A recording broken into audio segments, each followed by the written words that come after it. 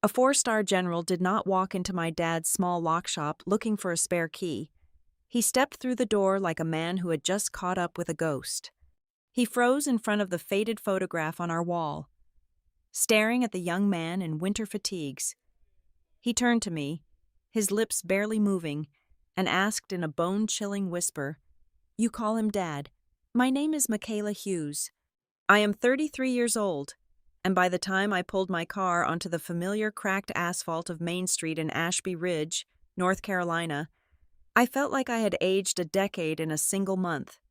For the past several weeks, my life had been confined to the fluorescent-lit purgatory of the Blue Hollow Compliance Bureau. As a financial compliance reviewer, my days consisted of hunting ghosts in corporate ledgers, tracing phantom funds through shell companies, and staring at screens until my vision blurred. I came home to our small town for a few days of desperate rest, craving the one place where things made sense, where objects were solid and people meant what they said.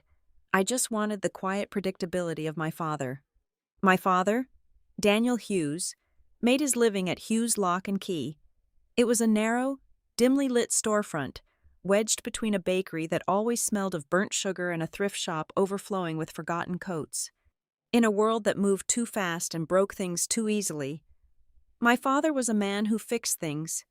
He was famous in our county for 3 reasons he could rekey a deadbolt faster than anyone. He kept his prices so low he barely broke even, and he never forgot a face or a name. He was the kind of man the entire town relied on with a blind, absolute trust. People did not just hand him their keys, they handed him their safety. If a family went on vacation for 2 weeks, they left a spare with Daniel. If old Mrs. Gable locked herself out in the freezing rain, my father would drive over in his beat-up truck, pick the lock in 2 minutes, and refuse to take a single dollar for the trip. He was the man who brought hot chicken soup to neighbors recovering from surgery, the man who quietly repaired the rusted hinges on the community center doors without being asked. He was a creature of absolute routine. Every evening, exactly at 6 o'clock, he would wipe down the brass shavings from his workbench, turn the deadbolt on the front door, and switch off the neon sign. He was ordinary, he was safe, he was my dad. Yet, beneath the comforting scent of machine oil, brass dust, and the strong black coffee he brewed every morning, there was one single item in the shop that did not belong. It hung on the faded wood-paneled wall, right behind the cash register, slightly crooked and trapped behind cheap, dusty glass. It was an old photograph. The picture showed a young man standing in an expanse of blinding, gray snow. He was bundled in heavy winter military fatigues, his face half obscured by the collar of his jacket, but the eyes were undeniably my father's.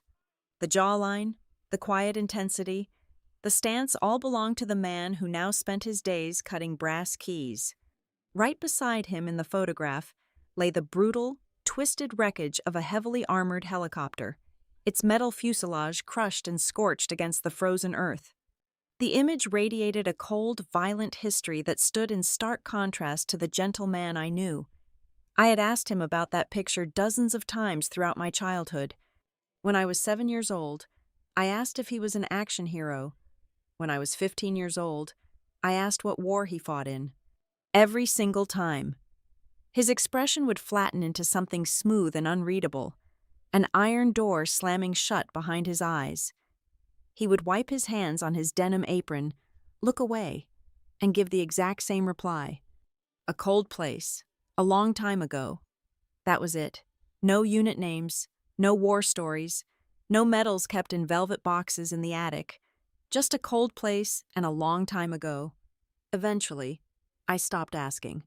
I accepted it as just a quirk of his past, a closed chapter of a man who simply preferred the quiet life of a locksmith. This week, however, Ashby Ridge was anything but quiet. The entire town was vibrating with a frantic, nervous energy. Banners were strung across the street lamps, and flyers were taped to every diner menu and shop window. This coming weekend, the town was hosting a massive fundraising gala for the Heroes Harbor Foundation. It was the brainchild of a highly decorated, wildly famous retired colonel named Reed Bannon. Bannon was pouring millions of dollars into building a state-of-the-art housing complex for disabled veterans right on the edge of our town. The local news could not stop talking about him. The mayor was practically rolling out a red carpet. Everyone was thrilled about the money, the prestige, and the patriotism of it all. Everyone, it seemed, except my father, who simply kept his head down, ran his key-cutting machine, and turned up the volume on his scratchy country music radio whenever Bannon's name was mentioned. It was late in the afternoon when the illusion of our ordinary life finally shattered. The clock on the wall read 3:45. My father had stepped out to drop off a repaired padlock at the hardware store down the street, leaving me alone behind the counter. The shop was quiet, save for the hum of the old refrigerator in the corner. I stood up, stretching my stiff back, and grabbed the open sign hanging in the front window. I was just about to flip it around to the side that read, "Back in 10 minutes," when a vehicle pulled up to the curb. It was a sleek, jet-black sedan with heavily tinted windows. It looked like a shark gliding through a pond of minnows. It was entirely too expensive, too polished, and too aggressive for a street lined with thrift stores and dusty garages. The engine purred with a deep, menacing quiet before shutting off.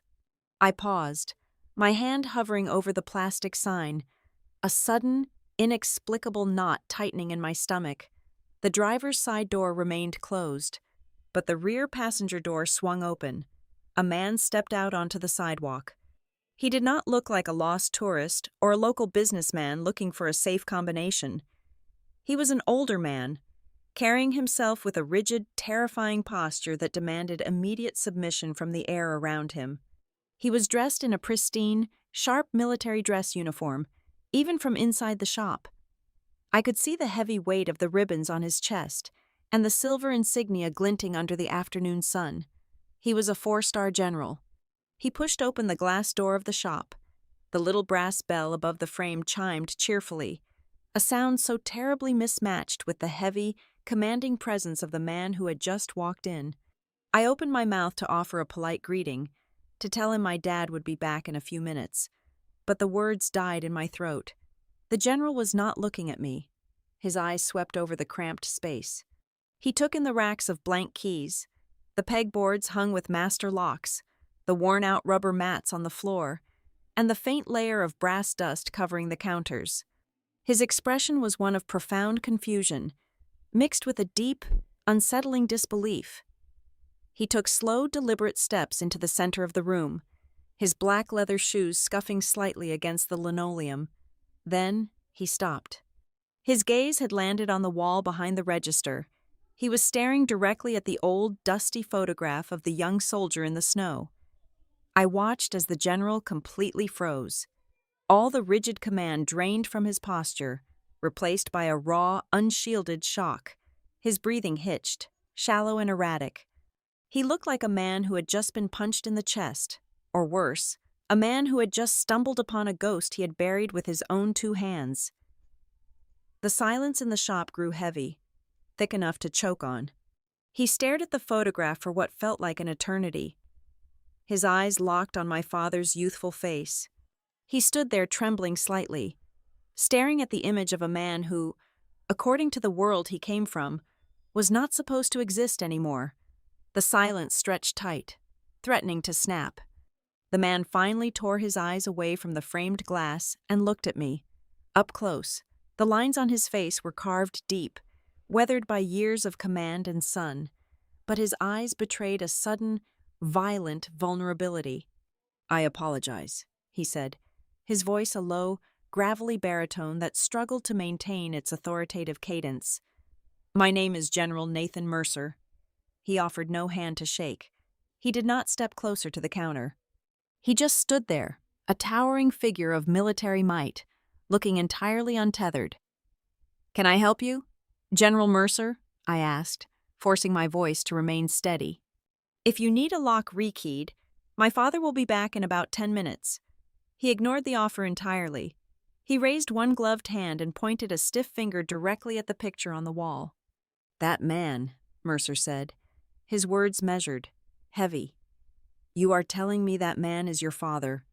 A spike of defensive irritation pierced through my confusion. People in Ashby Ridge knew my dad. They respected him. Strangers in heavily decorated uniforms did not get to walk in and interrogate me about my family history.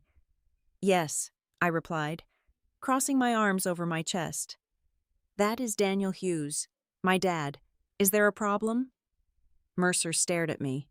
He looked at my face, searching my features as if trying to map a resemblance he desperately wanted to deny.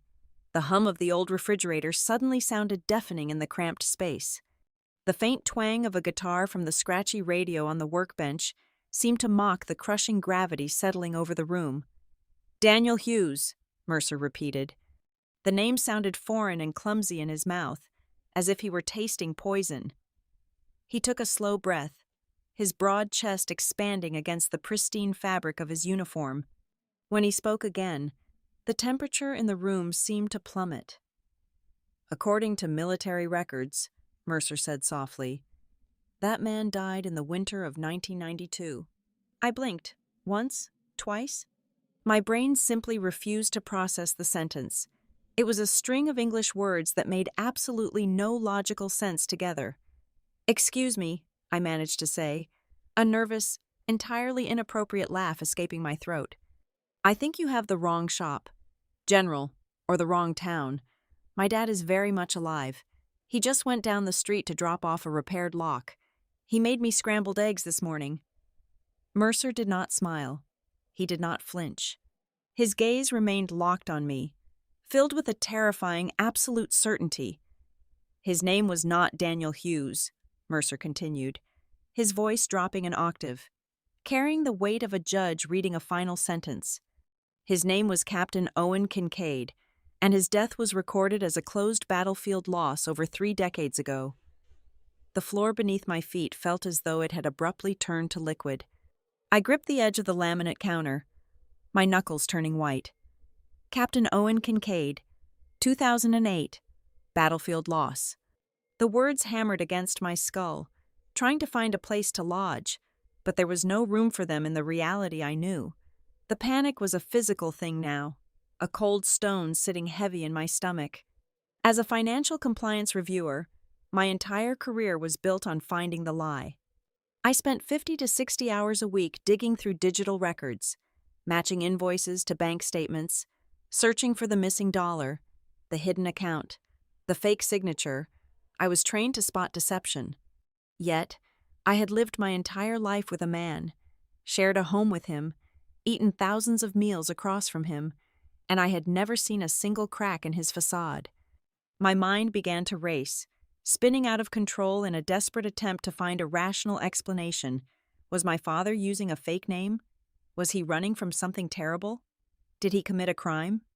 Had he abandoned another family, another life, before he married my mother? The solid, unshakable foundation of my entire existence was fracturing right in front of me.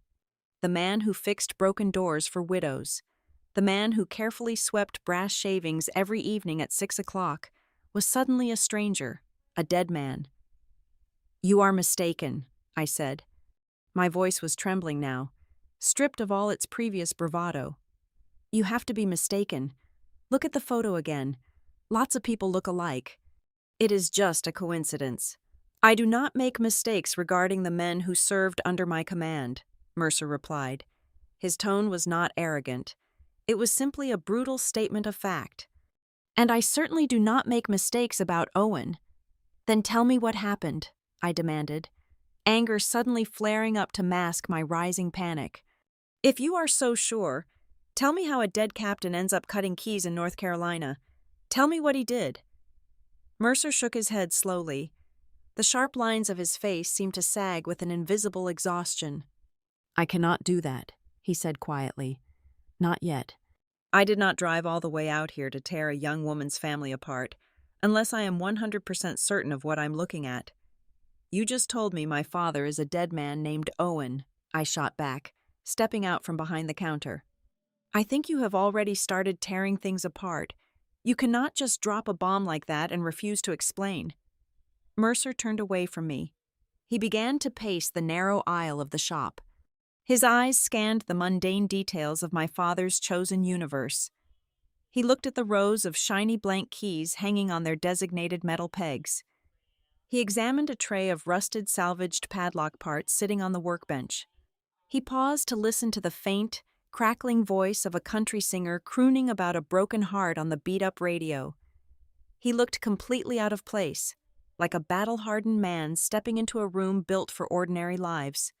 He reached out and lightly touched the edge of the key-cutting machine, his gloved fingers tracing the worn metal casing. Mercer's gaze lingered on a small, hand-painted sign my father had nailed below the register. It read, "Keys made while you wait. Honesty guaranteed." A bitter, humorless shadow crossed the general's face as he read those words. He slowly lowered his hand from the machine. The air in the shop felt too thin to breathe. He seemed to be fighting a war inside his own mind, calculating risks, weighing the collateral damage of his presence in this tiny, insignificant town. "I cannot believe it," Mercer murmured, speaking more to himself than to me. "I cannot believe he chose a life like this, here, surrounded by all this nothing." The condescension in his voice stung, but before I could defend my father's quiet life, a familiar sound cut through the heavy air. It was the unmistakable, sputtering rumble of a failing muffler. I looked out the front window. My father's rusted blue pickup truck was turning off Main Street, its tires crunching over the gravel of our small parking lot. The engine coughed twice before dying completely as he slammed the gear shift into park. The truck's door slammed shut. The sound echoed like a gunshot across the quiet street. My father began walking toward the shop, his head down, jingling a ring of keys in his right hand. Every step he took on the concrete sidewalk felt like the ticking of a countdown clock. He was wearing his faded flannel shirt, his jeans stained with dark grease at the knees, a battered baseball cap pulled low over his graying hair. He looked completely, perfectly ordinary. Inside the shop, General Nathan Mercer stopped moving. He slowly turned his back to the counter and faced the front door. The general straightened his spine, his shoulders rolling back, his chin lifting into a rigid, formal posture. His breathing shifted. It became shallow, controlled, tactical. He did not blink. He looked like a soldier standing on the edge of a minefield, realizing too late that he had already stepped on the trigger. He stood perfectly still in the center of the dusty aisle, waiting for the ghost he had buried 17 years ago to walk through the glass door. The brass bell above the door announced his arrival just as it had done thousands of times before. My father stepped over the threshold, his boots scraping against the worn welcome mat. He was looking down, his hands busy separating a brass key from a silver ring. Then he looked up. I had seen my father tired. I had seen him frustrated when a stubborn pin would not align in a cylinder. I had never, in 33 years of life, seen him truly freeze. It was not the startled flinch of a man caught off guard. It was an absolute, terrifying cessation of all physical movement. His breathing stopped. The jingling of the keys in his hand died instantly. His shoulders, usually stooped with the mild exhaustion of blue-collar labor, suddenly squared off. The grease-stained locksmith vanished, replaced in a heartbeat by something entirely different, something forged in steel and buried deep. He stared at the towering 4-star general standing in the center of his shop. Mercer stared back. The air between them felt thick enough to stop a bullet. I waited for the confusion. I waited for my dad to ask this stranger what he was doing in our store. Instead, my father let out a long, slow breath that sounded like a tire losing its final pound of pressure. "Nathan," my father said. Just one word. 2 syllables.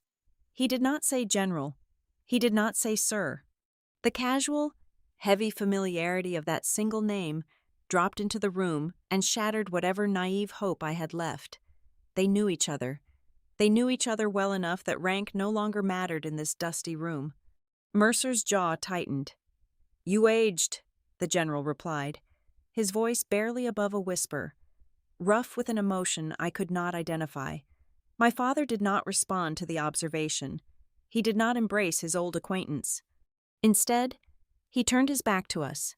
He walked to the glass front door, With a slow, deliberate motion, he reached up and flipped the heavy deadbolt. A loud metallic click echoed through the shop.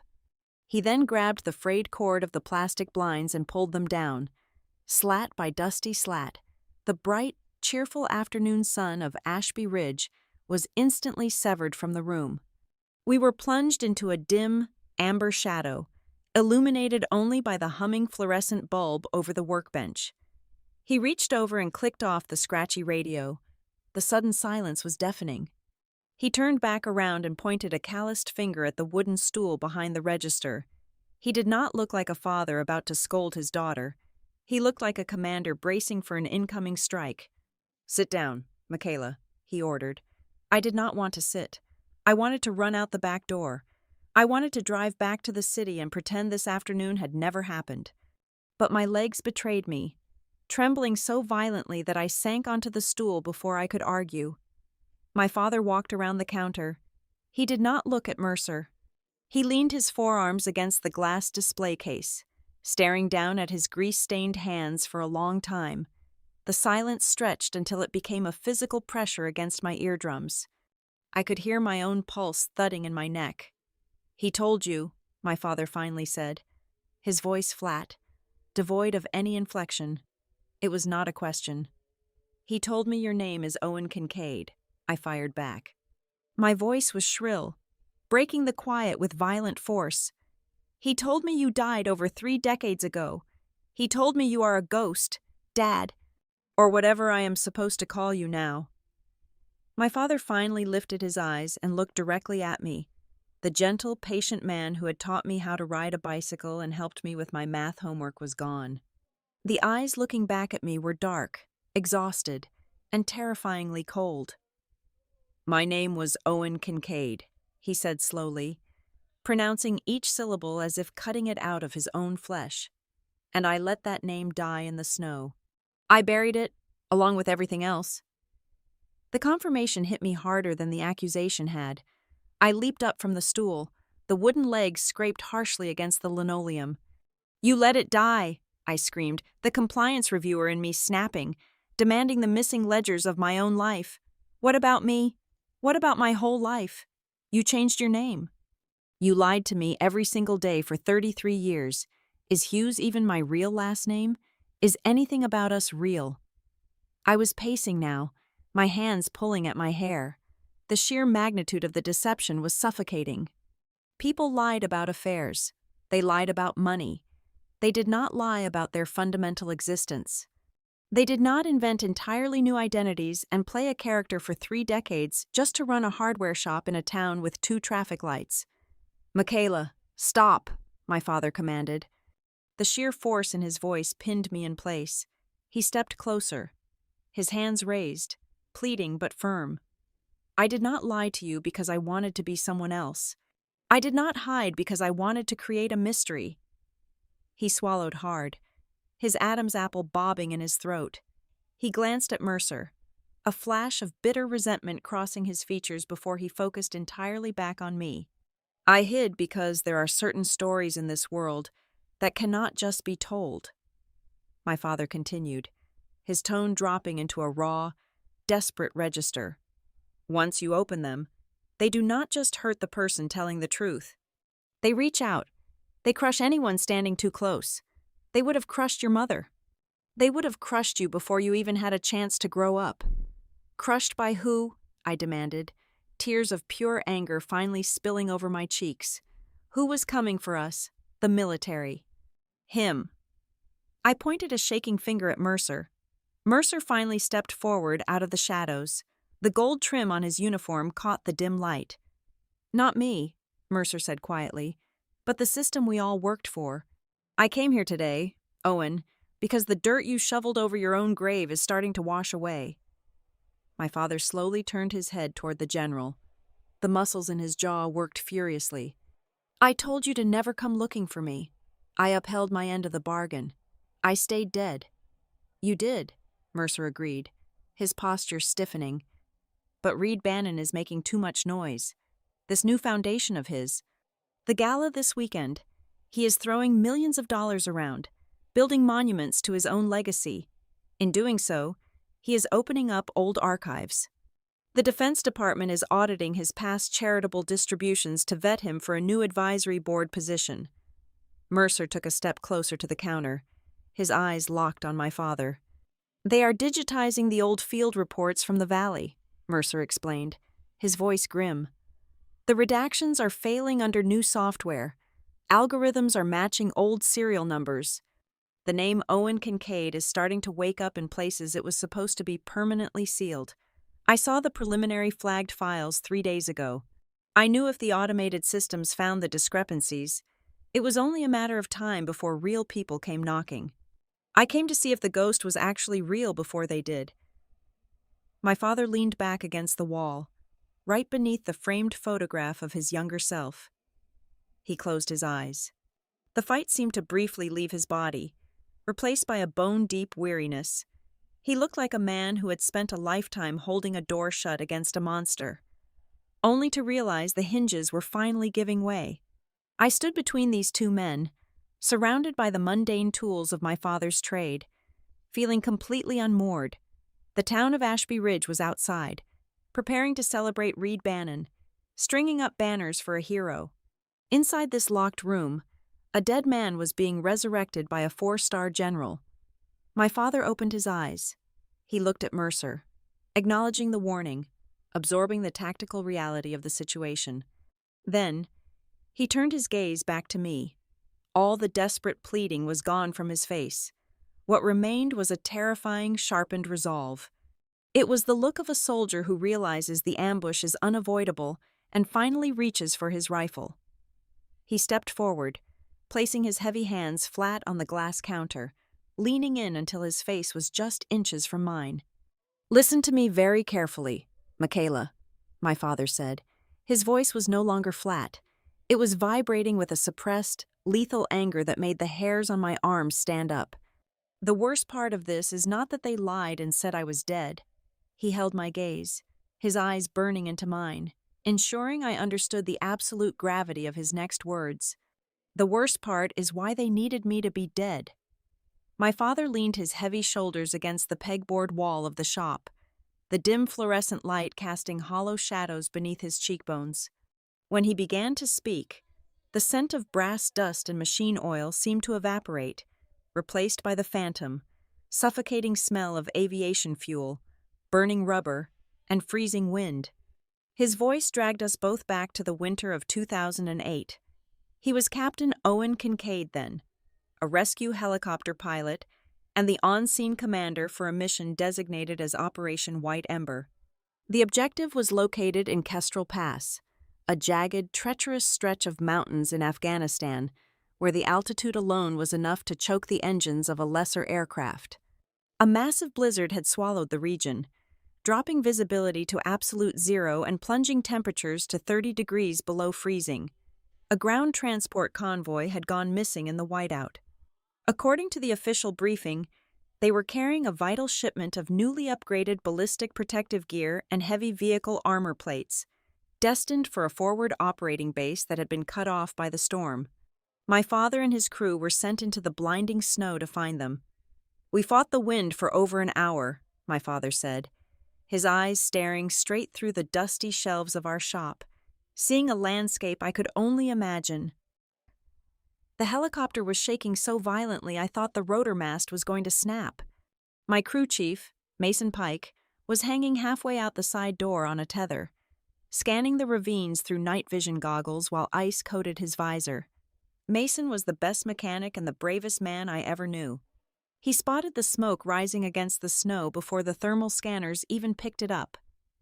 My father described bringing the heavy rescue chopper down into a narrow, jagged gorge. What he saw when the snow cleared from the downwash was not a convoy that had simply slid off an icy road. It was an ambush site, but the aftermath defied every law of military survival my father knew. He left the co-pilot at the controls and pushed through the knee-deep snow alongside his medic. The transport trucks were completely shredded. But as my father ran his gloved hand along the torn fuselage of the lead vehicle, his blood ran cold. The military-grade armor plating was supposed to withstand heavy machine gun fire and explosive shrapnel. Instead, The metal had sheared and folded inward like cheap aluminum siding. It was unnaturally thin, brittle, and entirely useless. Scattered across the frozen earth were the sealed cargo crates they had been sent to recover. The impact of the crash had split several of them wide open. They were almost empty. Inside the massive wooden crates, meant to hold hundreds of pounds of high-density ceramic chest plates, were just thick layers of packing foam, weighted down with low-grade industrial steel brackets to fake the shipping tonnage. It was a graveyard built on a budget, my father whispered, the raw anger vibrating in his throat. They found the survivors huddled inside the hollowed-out shell of the rear transport. There were 3 young enlisted soldiers, bleeding profusely and shivering in the lethal cold. Hiding behind them were 2 men who clearly did not belong on a combat convoy. One was a civilian contract engineer, panicking and hyperventilating. The other was a supply logistics officer. The logistics man was bleeding from a massive gash across his forehead, but he was completely ignoring his wound. Instead, he had his arms wrapped fiercely around a hardened, waterproof electronic data pouch, clutching it to his chest as if it were a bomb about to detonate. In the chaotic, frantic minutes of the rescue, amidst the screaming wind and the moans of the wounded, the logistics officer grabbed the collar of my father's jacket. The man was delirious, babbling rapidly about altered shipping manifests, forged inspection signatures, and dummy corporations. He kept pointing to the shredded metal of the trucks and the empty crates. It did not take a forensic accountant to put the pieces together. My father looked at the dying boys in the snow and understood exactly what had happened. The frontline unit had been deliberately supplied with substandard, counterfeit gear. Someone high up in the supply chain had approved the purchase of worthless scrap metal and foam, billing the military for top-tier armor, and funneling millions of dollars in profit through middleman contractors. The data pouch the officer was holding contained the original, unedited digital ledgers that proved the entire transaction. Standing in the freezing gorge, my father keyed his radio to contact the main base and report the situation. The voice that answered the encrypted frequency belonged to the colonel in charge of the regional supply lines. It was Reed Bannon. Bannon asked for a status update, my father said, his voice tightening into a bitter knot. I told him we had casualties. We had civilian contractors who were not on the flight manifest, and I told him the armor on the trucks was completely compromised. I told him about the data pouch. There was a long, heavy silence on the radio network, save for the crackle of static and the howling wind. When Bannon finally responded, his voice was perfectly calm, utterly devoid of any human empathy. He did not ask about the condition of the wounded soldiers. He did not ask if my father's crew needed medical support. Instead, Bannon issued a direct priority command. He ordered my father to secure the electronic data pouch and secure it immediately. He ordered him to leave the wreckage exactly as it was, claiming a specialized investigation team needed the site preserved. And then came the final, chilling directive: my father was explicitly forbidden from bringing the undocumented civilian personnel onto the rescue helicopter. Bannon cited a lack of security clearance and transport protocol. He ordered me to leave those men in the snow to freeze to death, my father said, turning his gaze back to me, his eyes dark and wet. He wanted the proof secured, and he wanted the witnesses buried under the winter storm. He wanted the valley to swallow his crime. My father stood in the wreckage and looked at Mason Pike. The crew chief had heard the transmission through his headset. Mason looked at the bleeding men, then looked at my father, and simply gave a firm, singular nod. No debate was necessary. My father pressed the transmission button on his radio. He refused the order. He told Bannon they were loading every single breathing soul into the cabin, taking the data pouch, and flying back to the medical pad. He broke the connection before Bannon could reply. They dragged the wounded soldiers through the snow. They pulled the terrified engineer and the logistics officer aboard, securing the data pouch in a locked storage compartment behind the pilot seat. My father pulled the helicopter up into the raging storm, pushing the engines to their absolute limit. It should have been a difficult but straightforward extraction back to the safety of the main base. But someone knew exactly where they were flying. 10 minutes into the return flight, as they navigated a blind ridge in the storm, the helicopter was suddenly hammered by precise, devastating anti-aircraft fire. It was not a random ambush by enemy forces stumbling through a blizzard. It was a targeted strike, the coordinates of their extraction route, a route known only to the command center monitoring their radio, had been leaked. The first round tore through the tail boom, my father recounted, his hands gripping the edge of the glass counter so hard the knuckles turned white. The alarms were screaming, the cabin filled with smoke. I was fighting the controls just to keep us from spinning into the mountain, but the second round went straight through the side door. The air in the shop felt entirely devoid of oxygen. I watched a tear finally break free and track through the grease on my father's weathered cheek. "It hit Mason," he said, his voice breaking, cracking under the weight of 17 years of suppressed grief. He was standing by the door, trying to lay down cover fire. The shrapnel caught him in the chest and the neck. I could hear him choking over the intercom. My medic tried to stop the bleeding, but there was too much blood. Michaela. There was so much blood on the deck it was spilling out the side of the aircraft. My father managed to keep the crippled, burning helicopter in the air just long enough to crash land inside the secure perimeter of a forward medical camp miles away from their intended destination. The wounded soldiers survived. The civilian contractors survived. The data pouch was intact. But Mason Pike did not make it.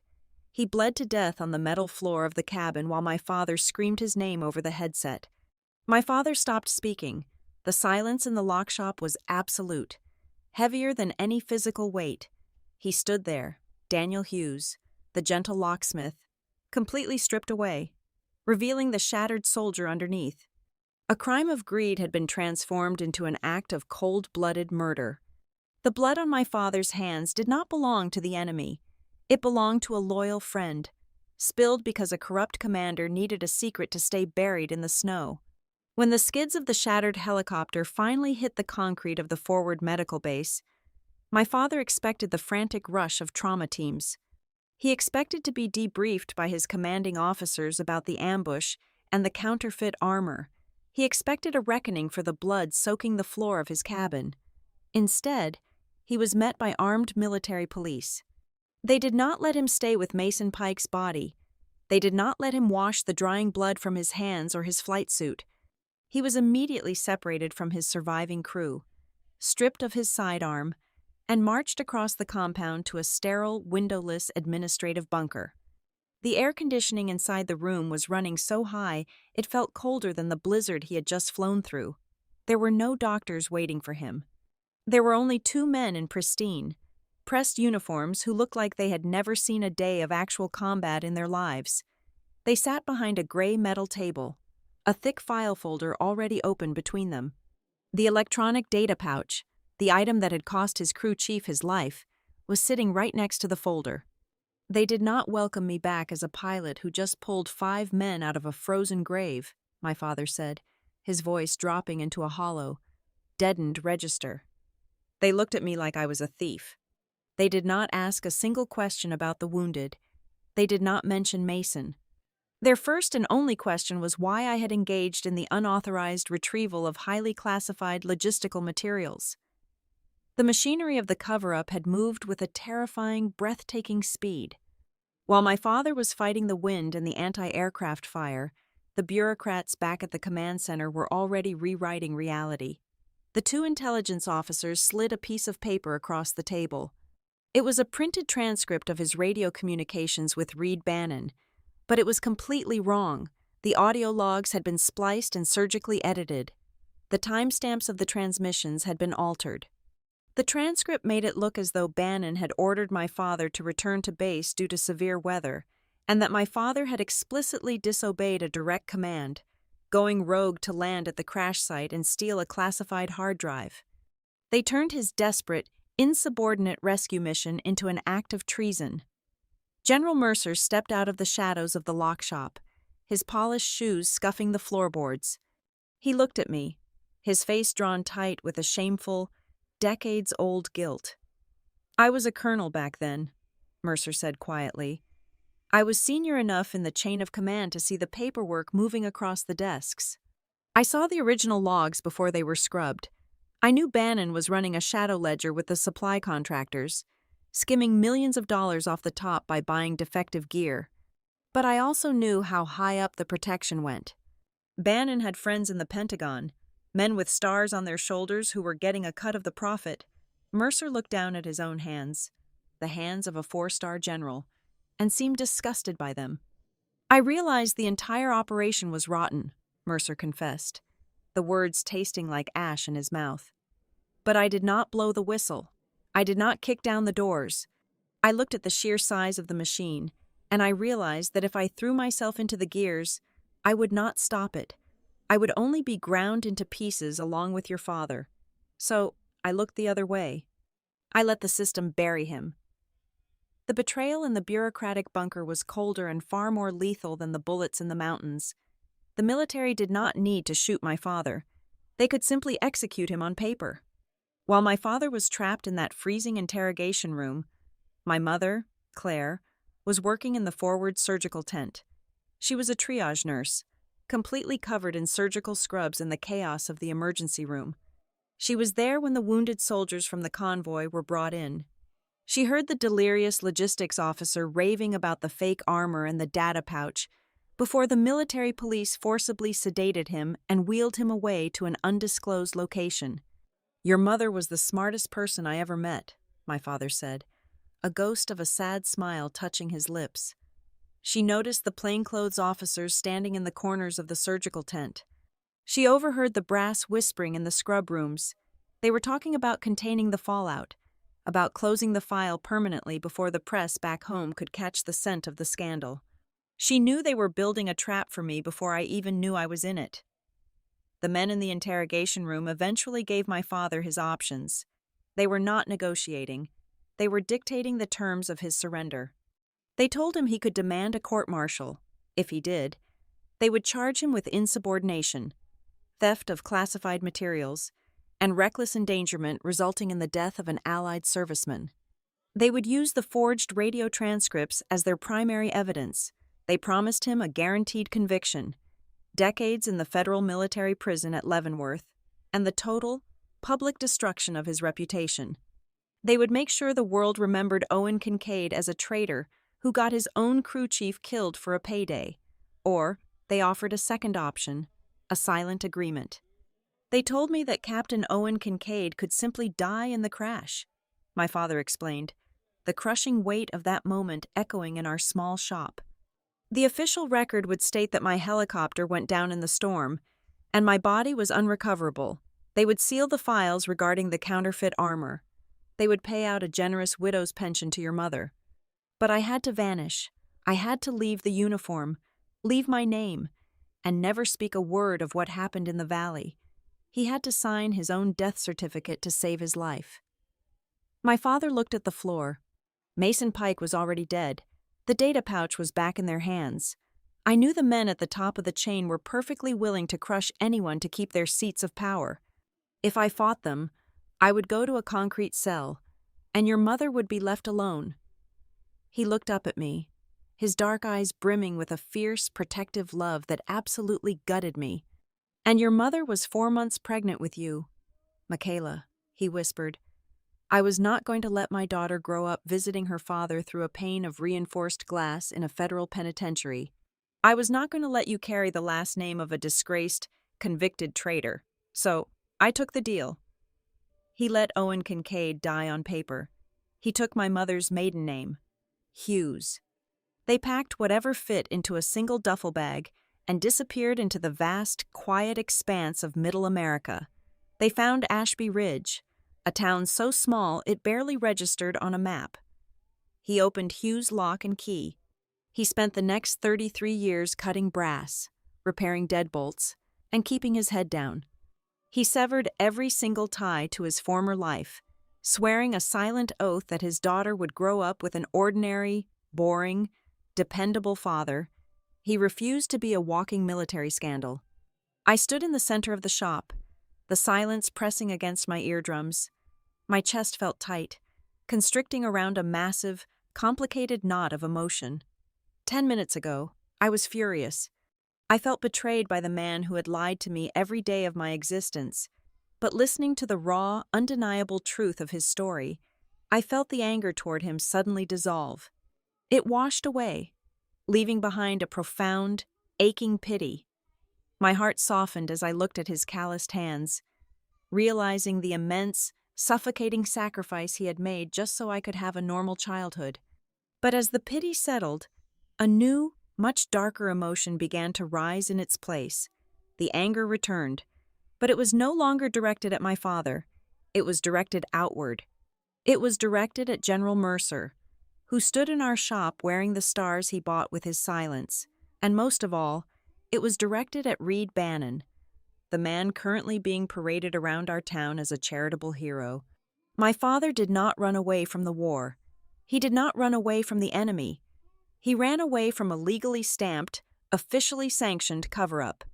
He was forced into exile by a machine that protected its own wealth over the lives of its soldiers. My father was a hero who had been buried alive by cowards, and those cowards were still walking in the sun. General Mercer reached into the breast pocket of his uniform jacket. He pulled out a tightly bound, thick manila folder and placed it flat on the scratched glass of the display case. The heavy slap of the paper against the glass broke the stifling hold of the past, dragging the air in the room violently back to the present. He flipped the cover open. Inside was a chaotic mix of highly classified military documents from over a decade and a half ago, side by side with freshly printed financial spreadsheets. Columns of black ink detailed logistics chains, supply requisitions, and massive offshore bank transfers. "I brought everything my clearance could pull before the system locked me out," Mercer stated, tracing a finger down a list of corporate entities. "These are the subcontractors Bannon used in the valley. And these," he pointed to a second column, "are the vendors currently receiving grants from his new charity, the Heroes Harbor Foundation." I leaned over the counter, my eyes automatically adjusting to the familiar structure of a financial audit. For years, I had spent 40 hours a week at the Blue Hollow Compliance Bureau hunting for exactly this kind of structural anomaly. I read the first vendor name, then the second. A sudden freezing shock traveled straight down my spine. "Red Quarry Logistics," I read aloud, my voice barely a whisper. "And Slate Harbor Holdings." My father looked at me, his brow furrowing. "You know them." "I do not just know them," I replied, the realization making my hands shake as I reached out to touch the paper. "I flagged them, less than a month ago. I was running a routine compliance check on large-scale philanthropic disbursements in our region. The Heroes Harbor Foundation was pushing massive, unexplained capital through these exact same shell companies. They claimed it was for importing specialized construction materials for the veteran housing project here in town." I looked up at Mercer, my mind racing as the pieces slammed together. The corporate thriller I dealt with on dual monitors every day had just collided with my father's blood-soaked history. "It is the exact same playbook," I said, the words tumbling out of my mouth as the scope of the deception became horrifyingly clear. Reed Bannon is not just hiding an old crime, he is still committing it. He is using the exact same network of ghost companies to siphon millions of charitable dollars out of his own foundation. He is using dead soldiers and disabled veterans as a shield to steal money, and he is painting it all red, white, and blue so nobody dares to question him. The implications were suffocating. Bannon was not just a ghost from the mountains. He was a very real, very powerful parasite feeding right in our backyard. And worst of all, he was currently the undisputed savior of Ashby Ridge. The entire town was practically building a shrine to him for bringing the housing project and its accompanying economic boost to our struggling streets. If my father or I stood up and accused him of fraud and murder now, without absolute, undeniable proof, we would not just be ignored. The town would tear us apart for trying to destroy a national hero. Mercer closed the folder, his expression grim. He has embedded himself in the flag. Michaela. Stripping that armor off him is going to be far more dangerous than fighting him in a war zone. The meeting in the lock shop ended shortly after. but the suffocating tension only tightened its grip. The past had officially breached the present, and the counterattack started faster than any of us could have anticipated. That very same evening, I was sitting at the worn oak dining table in our small house, staring at my laptop screen. I was trying to log into the Blue Hollow remote server to pull the records I had flagged last month. I needed to see the numbers again. I needed to trace the routing digits. Suddenly, my cell phone vibrated violently against the wood. The caller ID showed the private mobile number of my regional director at the Compliance Bureau. He never called after business hours. I answered the phone. He did not bother with a greeting. "Michaela, step away from your computer right now," my boss ordered, his voice tight with an unprecedented panic. "I just got an alert from the executive security team. Your employee credentials have been severely restricted. You tripped a massive internal security wire when you tried to access the historical data on the Heroes Harbor accounts." "I was just reviewing my own previous flags," I argued, trying to keep my voice steady. "It is standard procedure." "Not anymore," he snapped back. "Those files were reclassified under an active federal review tier less than 2 hours ago. Someone very high up the food chain just put a massive lock on those specific ledgers. Human Resources is talking about an administrative suspension first thing tomorrow morning. Do not log back in. Do not touch those files. I cannot protect you if you cross whatever line you just found." The line went dead. I sat in the silent kitchen, staring at the darkened screen of my phone. The digital walls were already closing in. Bannon knew someone was looking. Less than 24 hours later, the attack shifted from the digital world to the physical streets of our town. Ashby Ridge was a place where news traveled exclusively through word of mouth, diner gossip, and a highly active, unmoderated community watch blog on the internet. By noon the next day, a new post had exploded across the local forum. It was published by an anonymous account, but the phrasing was sharp, legally insulated, and utterly devastating. The post questioned the background of our local, beloved locksmith. It suggested that Daniel Hughes was not the quiet widower he claimed to be. It cited anonymous military sources claiming he was engaging in stolen valor, hinting that he had fraudulently obtained military benefits under a false identity and was harboring a dark, dishonorable discharge from decades ago. The poison worked instantly. Small towns demand complete transparency from their neighbors, and the mere suggestion of a stolen uniform was the ultimate betrayal. That afternoon, the lock shop was completely dead. The familiar rhythm of the brass bell above the door ceased entirely. I watched through the front window as people I had known my entire life deliberately crossed to the other side of the street to avoid walking past our storefront. When my father walked over to the local hardware store to pick up a box of screws, the owner, a man who had shared beers with him for 20 years, refused to make eye contact and coldly asked for exact change. The town had turned its back on him in a matter of hours. My father took it all with a terrifying, stoic silence, keeping his head down and sweeping the spotless floor over and over again, but I could see the toll it was taking. The sanctuary he had spent his entire adult life building was being dismantled brick by brick. The final blow of the day came long after the sun had set. It was nearly 2 o'clock in the morning. I was lying awake in my childhood bedroom, staring at the ceiling, listening to the old house settle. The silence of the night was suddenly obliterated by the explosive, violent sound of shattering glass. I bolted out of bed, my heart hammering against my ribs, and sprinted down the hallway. My father was already in the living room, standing perfectly still in the dark. Someone had driven past our house and hurled a heavy, jagged masonry brick straight through the large front window. Shards of glass were scattered like ice across the woven rug and the worn fabric of the sofa. The cold night wind was howling through the jagged hole, bringing with it the distant sound of tires squealing away down the asphalt. My father did not rush to the window. He did not turn on the lights. He simply walked over to the brick resting in the center of the ruined living room. Attached to the rough red clay, secured by a thick band of black tape, was a small, folded piece of white paper. He pulled the paper free and opened it under the pale light of the street lamp, bleeding through the broken window. I stepped up beside him, my bare feet crunching on the broken glass. The message was printed in plain, block letters, devoid of any handwriting to trace. It was just 5 words. "Let the dead rest." I stared at the threatening note, the cold wind biting through my thin sleepwear. The fear I had felt earlier was entirely gone, burned away by a sudden, intense clarity.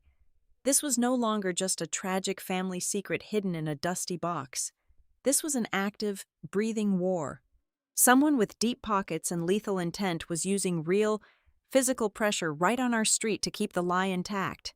They thought breaking a window and destroying a reputation would force a tired old man back into submission. They thought we would simply sweep up the glass and surrender. They had no idea who they had just woken up. We spent the remaining hours of the night sweeping up the shattered remains of our front window. The cold air bit at my fingers as I picked up the larger shards of glass from the woven rug. My father had gone to the garage to find a heavy piece of plywood to seal the breach. I moved toward the heavy oak side table near the window. The flying brick had violently knocked over my mother's old wooden sewing box, scattering spools of thread, thimbles, and silver needles across the floor. As I knelt to gather the tangled threads, my fingers brushed against the wooden floor of the box. A false bottom, dislodged by the impact, had popped loose. Beneath a piece of faded, dust-covered velvet, there was a small, dull brass padlock key. Attached to its ring was a piece of heavy cardstock. The handwriting on the card was unmistakably my mother's, looping and elegant, perfectly preserved from a time before she got sick. It read, "If this day comes, open it with your father." I showed it to him when he returned with the wood. He dropped the plywood. He stared at the key in my palm, his face turning pale in the harsh overhead light of the ruined living room. He knew exactly what it opened. By the time the sun began to rise, painting the North Carolina sky in bruised shades of purple and gray, we were sitting in his rusted truck, pulling up to a chain-link gate at a self-storage facility on the very edge of town. We walked down a long row of identical metal doors until we reached unit number 42. We rolled up the corrugated metal door. The space smelled of dry dust, old cardboard, and stagnant time. In the center of the bare concrete floor sat a single, heavy, waterproof lockbox. My father's hands trembled violently as he took the small brass key from me, slid it into the cylinder, and turned it. Inside lay the quiet, terrifying legacy of Claire Hughes. There was a stack of paper bound by heavy twine, an old handheld mini-digital video camcorder, a sealed envelope with my name written on the front, and a thick, static-proof bag holding a single electronic microchip. My father carefully lifted the bundle of papers. They were carbon copies of emergency room intake logs from a forward operating base. They detailed the specific, horrific injuries of the soldiers pulled from the snow. Crucially, attached to the logs were the exact serial numbers of the shattered ballistic plates pulled from their vests, alongside a handwritten transcript of a verbal threat delivered by one of Reed Bannon's aides to the medical staff, warning them to lose the forensic reports. The first massive realization hit me like a physical blow. My mother had not been a passive, frightened wife dragged into exile by her husband's tragedy. She had been a soldier in her own right. While the generals in the administrative bunker were busy erasing the truth, she had been quietly, methodically stealing it back from the surgical tents. She had smuggled out the forensic evidence of their crime right under their noses. We powered on the old camcorder. By some miracle, the internal battery was still holding a faint charge. The tiny screen flickered to life, casting a blue glow on our faces in the dim storage unit. Suddenly, my mother was looking right at me. She looked so young, her dark hair tied back, her eyes exhausted but fiercely intelligent. "If someone is watching this," her recorded voice whispered through the tiny, tinny speaker, "it means the men who buried my husband are trying to kill the truth a second time. They think they cleaned the slate. They were wrong." She then played a secondary audio recording she had captured in the surgical hallway. I recognized the voices immediately, despite the static. It was Bannon, his tone cold and absolute, demanding the supply files be permanently destroyed. And then, another voice spoke up. A younger general, Nathan Mercer. Mercer argued passionately. He told Bannon the cover-up was a disgrace, that the dead men deserved the truth, and that he would not be a party to a massacre. But then, the recording captured the sound of Mercer surrendering. His righteous anger dissolved into bureaucratic cowardice. He cited the stability of the chain of command, the risk to national security if the public found out about the counterfeit gear, and the need to preserve the military's image. The audio captured the heavy, unmistakable scratch of a pen as Mercer signed off on the lie. Listening to it, I felt a violent tear in my chest. I felt a profound gratitude that Mercer had at least tried to defend my father in those initial hours, but an equally deep, sickening contempt that he had ultimately chosen his career trajectory over a man's life. He had traded his soul for his stars. I reached into the box, picked up the sealed envelope, and tore it open. The paper was soft with age.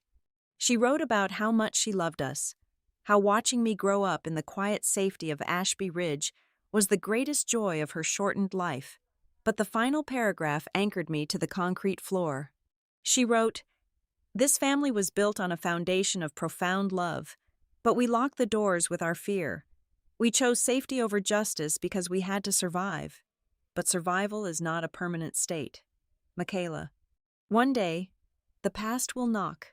When it does, you must choose which key to use. Do not lock yourself away forever." Tears blurred my vision as I folded the letter. I reached back into the waterproof box and pulled out the thick static-proof bag. I looked at the dark green electronic microchip resting safely inside. "What is this?" I asked, holding it up. My father stared at it, his breathing growing shallow, his eyes wide with disbelief. "That is the navigation memory board from my helicopter." I ripped it out of the central console while the cabin was filling with smoke. Right before the military police dragged me away, I thought I lost it in the chaos. I thought they confiscated it. He explained exactly what it meant. That tiny piece of silicon held the raw, unalterable global positioning data from the night of the crash. It would definitively prove that the extraction coordinates sent to his cockpit had been maliciously altered mid-flight, redirecting his helicopter directly into the path of the anti-aircraft fire. It was the digital murder weapon. It proved Bannon had deliberately set a trap to kill his own men to protect his supply fraud. My father suddenly reached into the box. He gathered the tapes, the hospital logs, the microchip, and the letter, clutching them desperately against his chest. His eyes were wild, filled with the exact same protective, blinding terror that had driven him to change his name 17 years ago. "We have to burn it," he said, his voice cracking, edging on absolute panic. "We have to destroy it all right now. If Bannon knows we have this, he will not just throw a brick through our window. He will kill you, Michaela. He will wipe us out. I will not let him take you.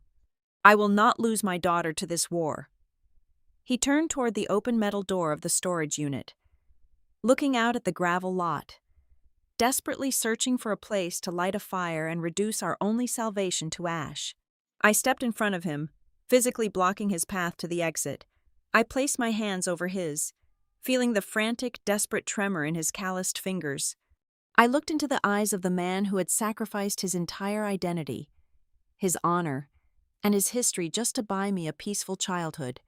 The fear in his heart was born of pure love, but it was a cage we could no longer live inside. "Dad, stop," I said, my voice completely steady, carrying a weight and authority I had never felt before in my entire life. I gently but firmly pulled the box of evidence back from his grip. Mom did not keep this for us to continue being silent.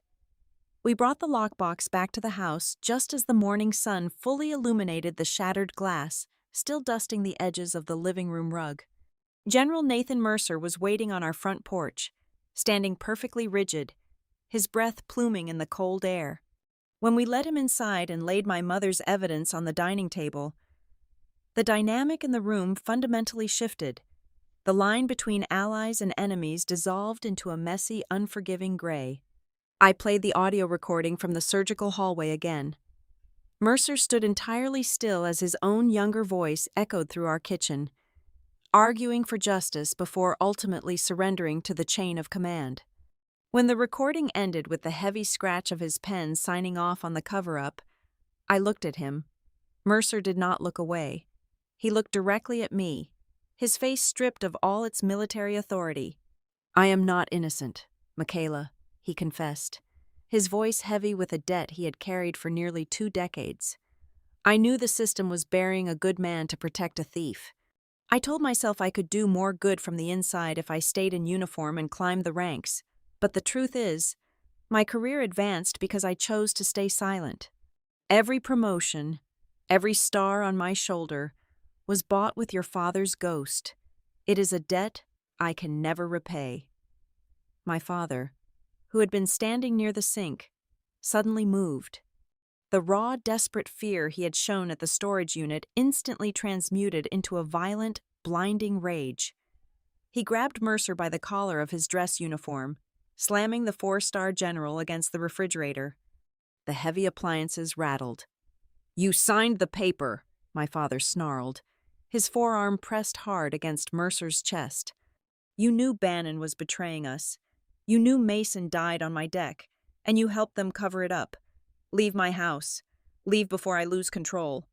Mercer did not argue.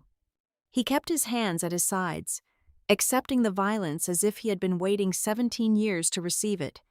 "You have every right to throw me out, Owen," Mercer rasped, struggling for air.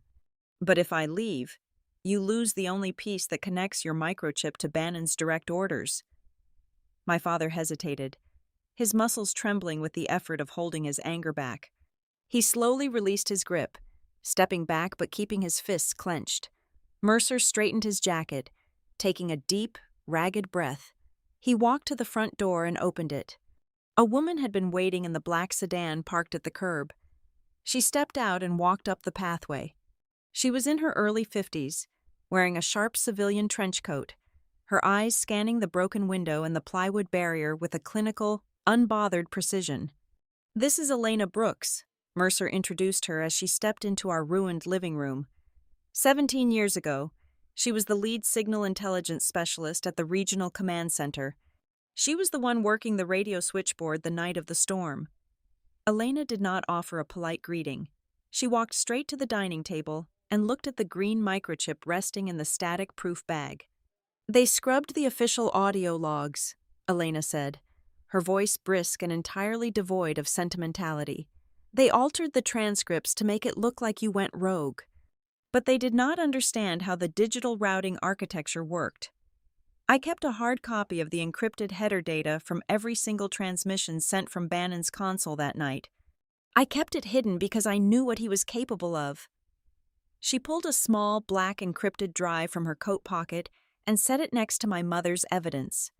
"Your microchip has the raw geographic coordinates of where the helicopter was explicitly directed to fly," Elena explained, looking at my father.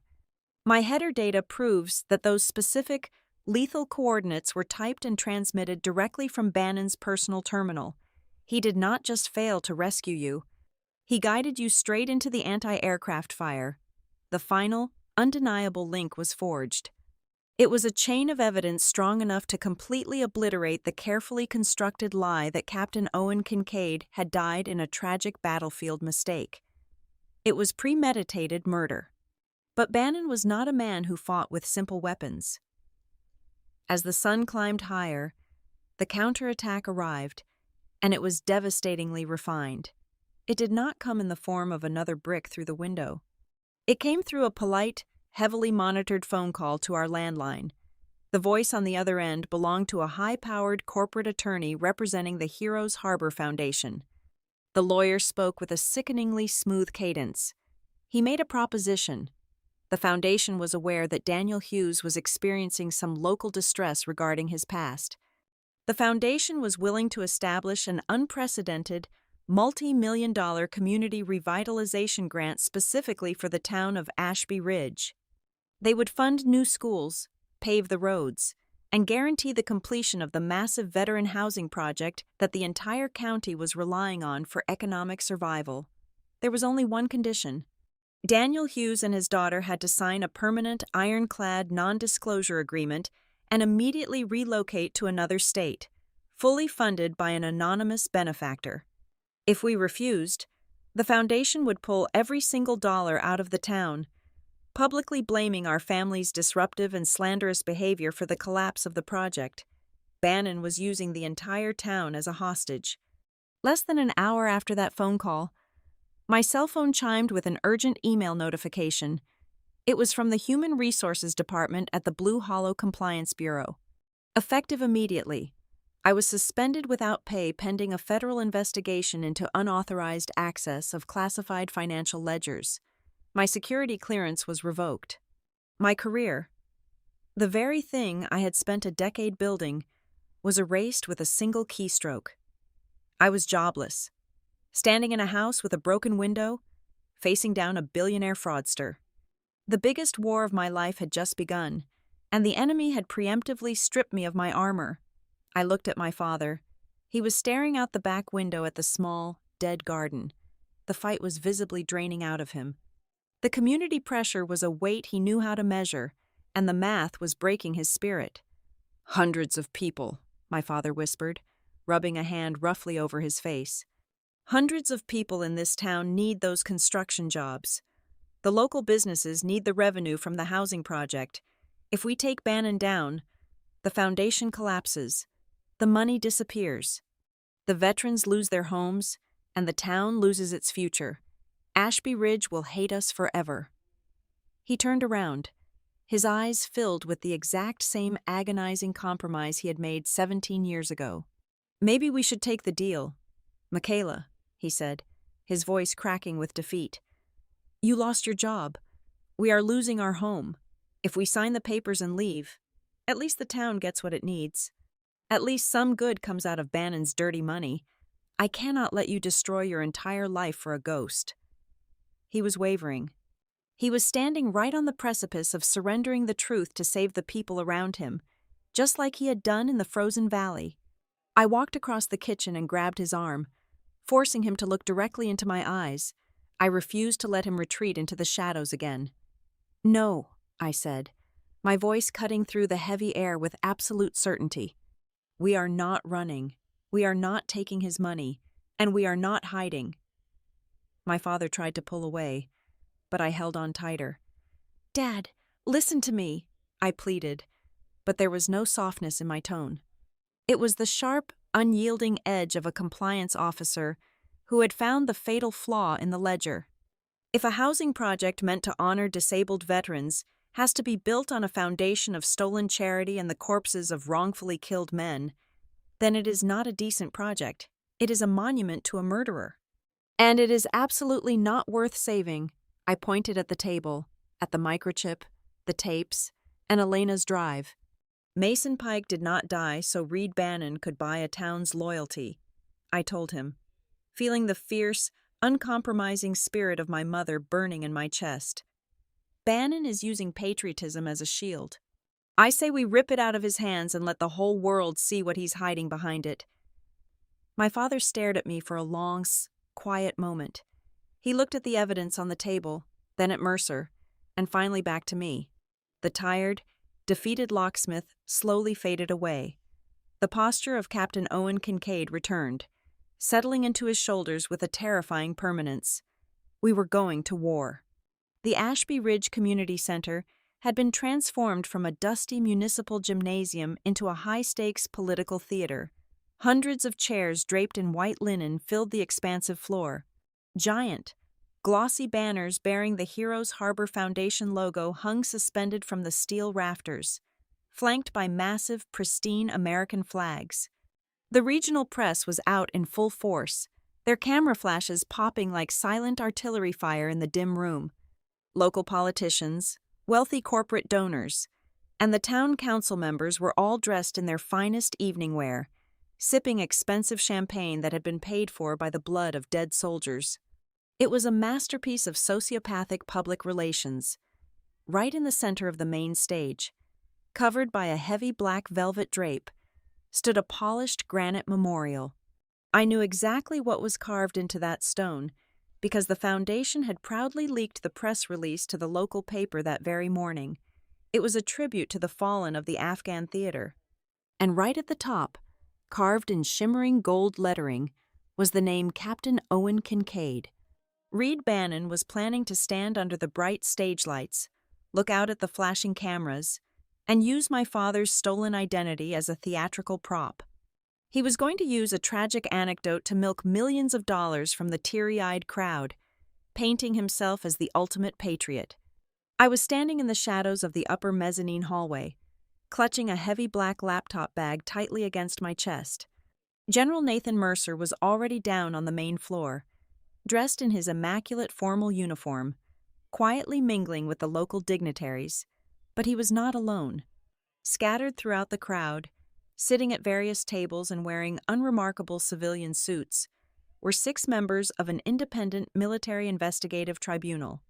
Mercer had pulled every single political favor he had left in Washington to get them into this room, but our trap had a massive, dangerous catch. The investigators could not move on Bannon based on a private accusation or a sealed folder. Bannon had too many powerful allies, too many senators in his pocket, and too much money. If we handed the evidence to the authorities quietly, it would vanish into a classified vault forever. The evidence had to be detonated publicly, undeniably, and simultaneously in front of the cameras, so that no shadow committee could ever bury it again. Inside my bag was a single encrypted digital drive. I had spent the entire afternoon sequencing the strike. It was a 4-part execution, primed and ready. First, the video of my mother testifying from the forward surgical tent. Second, the massive financial spreadsheets cross-referenced with the Foundation's current offshore accounts, proving the ongoing embezzlement of charitable funds. Third, a split-screen synchronization of Elena Brooks' intercepted transmission headers matching the exact geographic navigation data from my father's helicopter microchip, proving the deliberate ambush. Finally, a live, secured video link waiting to be connected to one of the surviving enlisted soldiers from the convoy, ready to testify from his living room in Ohio. We had the weapon. We just needed to access the firing mechanism. The plan was straightforward. I needed to get inside the central audio and visual control room overlooking the main floor, hijack the master projection system, and broadcast the drive directly to the massive screens behind the stage. But Bannon was an apex predator, and predators possess a terrifying instinct for danger. As my father and I approached the control room at the far end of the mezzanine corridor, 2 broad-shouldered private security contractors in dark suits stepped out of the room, pulled the heavy door shut, and walked down the opposite stairwell. They had just locked the booth. I grabbed the brass handle. It refused to budge. It was a heavy-duty commercial Schlager deadbolt, the exact kind designed to keep industrial thieves out of server rooms. Panic spiked hard in my throat. The gala was starting in less than 10 minutes. The ambient roar of the crowd below was growing louder. "We are locked out," I whispered frantically, digging through my bag for anything heavy enough to break the reinforced glass window. My father stepped in front of me. He did not look panicked. He reached into the inner pocket of his faded corduroy jacket and pulled out a small, worn leather pouch. He unrolled it under the dim hallway light, revealing a set of slender steel lockpicks and a tension wrench. It was a deeply poetic, almost cinematic irony. The military machine had spent 17 years trying to lock him inside a false grave, but they had forced him to spend those exact same 17 years mastering how to open absolutely any door in the world. He slid the tension wrench into the bottom of the keyway, applying a feather light pressure with his thumb. He inserted a hook pick, his eyes closing as he listened to the microscopic clicks of the brass pins falling into place. 5 seconds, 10 seconds, 15 seconds, with a soft, decisive metallic snap, the cylinder turned. The heavy door swung open. The most ordinary detail of his forced exile had just become our greatest tactical advantage. "Get inside and throw the deadbolt from the inside," my father ordered, pushing me into the dark. Humming room filled with soundboards and glowing monitors. I quickly connected my laptop to the main projection feed. To ensure our timing was perfect, I dialed his cell phone, told him to answer the call, and drop it into his breast pocket. I put my wireless earpiece in. I could hear everything happening in the hallway outside. I watched through the thick glass window as my father turned to stand guard outside the door. And then, the predator arrived. Reed Bannon came walking down the mezzanine hallway, flanked by his security detail. He looked immaculate in a custom-tailored tuxedo, his silver hair perfectly styled under the recessed lighting. He recognized my father instantly. Even after 17 years, the man recognized the ghost he had created. Bannon raised a hand, signaling his guards to hold back at the top of the stairs. He approached my father entirely alone. Through my earpiece, Bannon's voice was smooth, cultured, and dripping with a venomous confidence. "Owen," Bannon said warmly. "Or is it Daniel now? I heard a nasty rumor you were still breathing, but I must admit, seeing you in a cheap jacket standing outside a utility closet is a bit of a disappointment." My father did not respond. He stood firmly in front of the door, his jaw locked tight. Bannon smiled, a cold, reptilian curving of the lips. He did not threaten my father with physical violence. He was far too smart and far too cruel for that. He used a scalpel instead of a hammer. He hit the only vulnerability my father had left. "You are standing on the edge of a very steep cliff, Daniel," Bannon murmured, stepping closer, adjusting his expensive silk tie. "If you let your daughter press whatever button she is holding in that room, you do not destroy me. You destroy this town. Ashby Ridge needs my $2 million. They need the construction jobs. If you blow up this gala, the foundation packs up and leaves tomorrow morning. The town will starve, and they will know exactly who to blame. They will burn your little lock shop to the ground." Through the audio feed, I heard Bannon take a slow, theatrical breath before delivering the final, agonizing blow. "And what about Michaela?" Bannon continued softly, his voice echoing in my ear. "She is already suspended. I have friends at the Federal Reserve. If you walk away right now, her compliance career is reinstated by Monday morning with a full promotion. If you stay, she is blacklisted from the financial sector for the rest of her life. And you lose the peaceful, ordinary life you sacrificed everything to build. You become a circus act, a disgraced pilot dragged through the mud on national television. Go home. Daniel, be the locksmith. Keep your daughter safe." Through the glass, I saw my father's shoulders physically slump. The brutal math of the sacrifice was grinding him down all over again. He looked at the carpeted floor. He had spent his entire adulthood believing that keeping a quiet home and protecting me was the ultimate, unquestionable victory. He actually took a half step away from the door, turning his body toward the exit stairwell. Bannon's smile widened into a victorious, arrogant grin. My heart stopped. My father was going to walk away, but then he stopped. My father reached his calloused hand into his pocket. He did not pull out his lockpicks. He pulled out the folded, aged paper of my mother's final letter. He did not need to unfold it to read the words. They were permanently seared into his soul. Through the earpiece, I heard his breathing change. It shifted from the tired, heavy sighs of a defeated old man to the steady, calculated rhythm of a soldier standing his ground. He remembered her words. He remembered the exact phrasing she had used to cut through the paralyzing grip of fear. "Do not teach our daughter to confuse peace with surrender." My father tucked the letter safely back into his pocket. He turned around, stepping squarely back into the center of the hallway, directly in Bannon's path. He looked at the billionaire with eyes that held no fear, no compromise, and absolutely no mercy.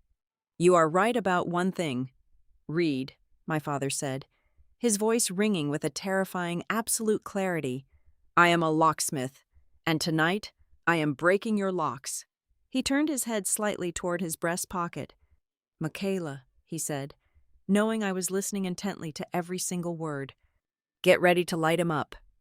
With that, my father turned his back on Bannon, walked past the bewildered security guards, and pushed open the heavy double doors leading directly into the blinding lights of the main hall. Reed Bannon stood center stage, bathed in the blinding warmth of a dozen theatrical spotlights. He gripped the edges of the clear acrylic podium, his voice echoing through the massive acoustic speakers, thick with manufactured grief. He spoke of honor. He spoke of ultimate sacrifice and the heavy burden carried by those who serve. He gestured grandly toward the black velvet drape beside him, pulling a golden cord to let the heavy fabric fall to the floor.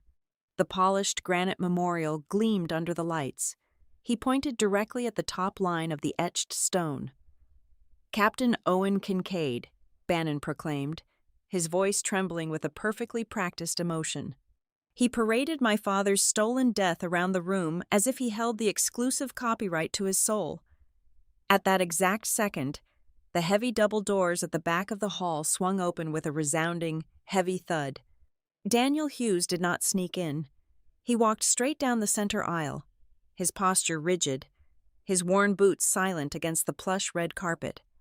The camera flashes from the local press slowed, then stopped entirely as they recognized the town locksmith crashing the exclusive event. Confusion rippled through the hundreds of seated guests.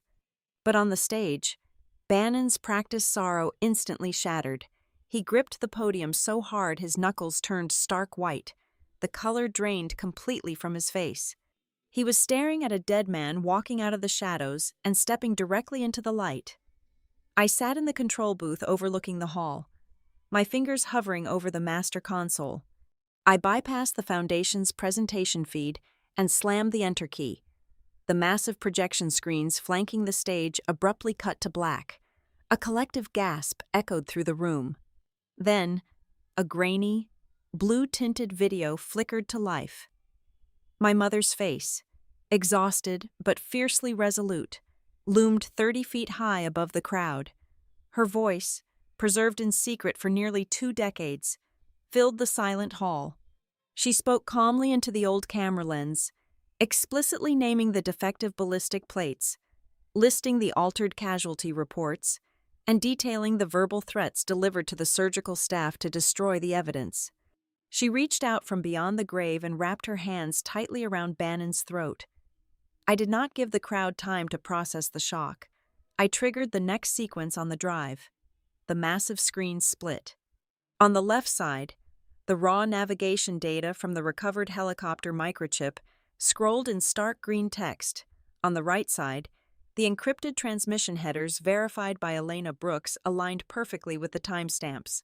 I leaned into the control room microphone, my voice booming across the auditorium. I did not yell.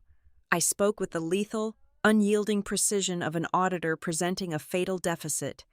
I traced the millions of dollars stolen from the Afghan supply lines directly into the shell companies currently funding the Heroes Harbor Foundation.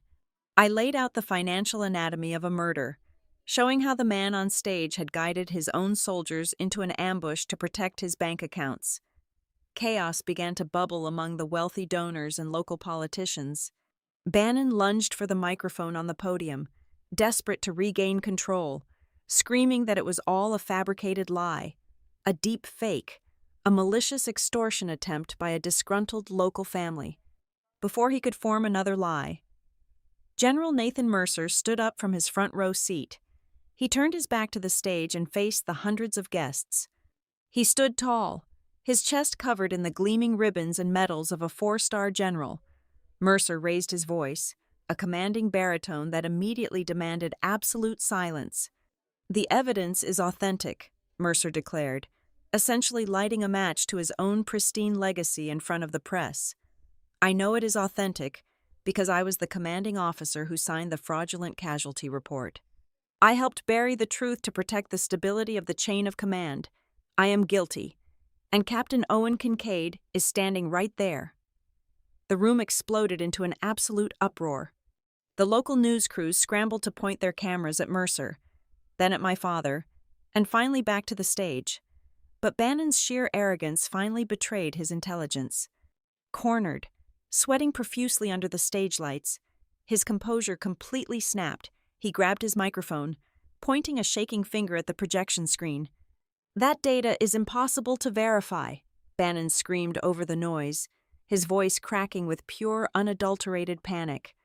The central archives at the forward base were completely wiped at 0200 hours the night of the storm. There is no original copy left to match. The entire hall went dead silent again. I had not mentioned the central archives on the presentation slide. My mother had not mentioned the time of the data wipe in her video. Elena Brooks had never stated when the servers were erased. The only person on the face of the earth who could possibly know the exact hour those files were permanently destroyed was the man who had personally given the order to wipe them. Bannon realized his mistake a fraction of a second too late. His eyes widened in absolute horror as the echo of his own words bounced off the walls. He had just hammered the final nail into his own coffin. The 6 investigators, dressed in civilian suits, stood up simultaneously from different tables across the room. They moved with coordinated, terrifying speed, flashing federal credentials, storming the stage steps, and securing the podium. They announced loudly that the premises, the Foundation's digital servers, and Reed Bannon himself were being seized under immediate federal authority. The Grand Gala, built specifically to elevate a fake patriot to a national pedestal, morphed instantly into the very public execution of his entire life. Hours later, the flashing red and blue lights of the federal vehicles had finally faded from our street. My father and I sat in the dim quiet of the lock shop. The heavy plywood still covered the broken front window, but the suffocating pressure that had haunted this room for 17 years was completely gone. My father looked exhausted, but the dark, heavy shadow had finally lifted from his eyes. He poured 2 cups of black coffee, set one in front of me, and sat down on the stool. He looked at me, resting his rough, calloused hand over mine. He told me the hardest truth of all. He said he had never hidden because he was ashamed of the war or afraid of the enemy. He hid because he was terrified I would have to learn too early that in this country, a well-dressed lie often gets a much louder applause than a naked truth.